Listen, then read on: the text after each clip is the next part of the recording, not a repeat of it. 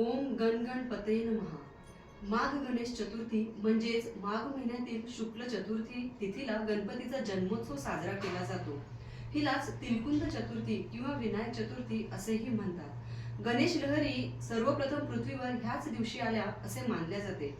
म्हणजेच गणेशाचं पृथ्वीवरील आगमन ह्याच दिवशी झाले, म्हणून माघी चतुर्थीला गणेश जयंती साजरी केली जाते. तिळगुळाचे पदार्थ गजाननाला नैवेद्य म्हणून अर्पण करतात.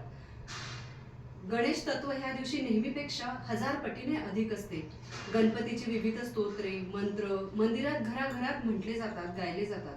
त्याची आराधना केली जाते, वंदन केले जाते.